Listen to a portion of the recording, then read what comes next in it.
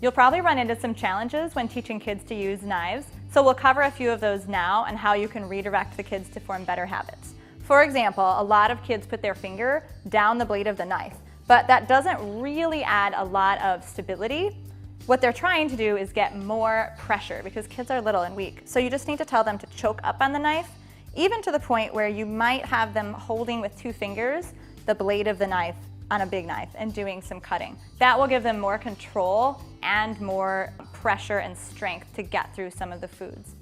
You may find that you have a child, especially with little knives, who's using the tip of the knife to cut everything. And so you just need to remind them, Mrs. Kimball says, put your hand on top, grab that knife, and use the entire, sharp edge of the blade. Feel free to use me as a scapegoat. I want that to be a phrase in your homes. Mrs. Kimball says, do it this way, so that your kids don't feel like you're constantly correcting them. They can feel like I'm constantly correcting them. You'll also notice that there will be some kids whose fingers get too close to the knife when they're holding their food.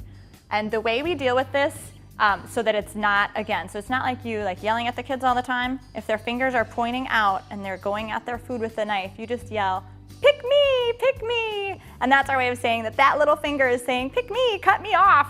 And we need to stand straight up like a soldier instead of yelling, no, that's wrong. We don't want to scare our kids in the kitchen. So it's just a fun way to just say, pick me, and the kids will understand that they need to pull their fingers back out of the way.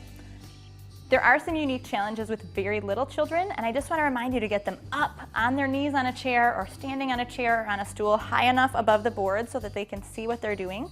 And when little ones are slicing, you have to remind them to look over their own hand to get the right size slices. Just a few little tips to help you make this a really smooth process and not a sharp and painful process.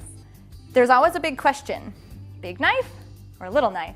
And that comes down to age of the child and what you're cutting. Okay, for our advanced kids, I am going to teach them to use a nice big chef's knife, and I want you to sharpen your knives. This is my knife sharpener. There's a bajillion videos on YouTube on how to sharpen knives, so I'm not gonna go there, but keep your knives sharp. It's actually safer to have a sharp knife than a dull knife, because if you think about having a dull knife and something solid like a carrot and you're trying to push that knife through and you're a little kid, it's too easy for it to go sideways, and then the whole lesson goes sideways or to the hospital, and that's not good. So do keep your knives sharp.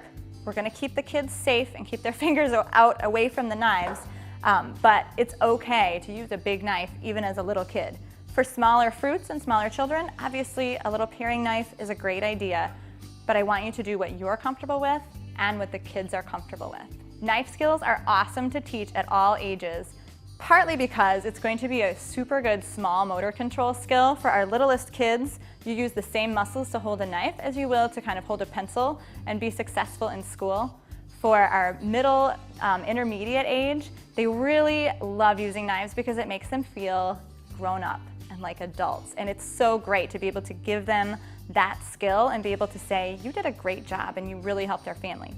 And then for the oldest kids, the ones who are gonna learn to use the really big knives, they can truly help you in the kitchen and take some of the load off you. So we finally kind of get a little bit of a return there in our household.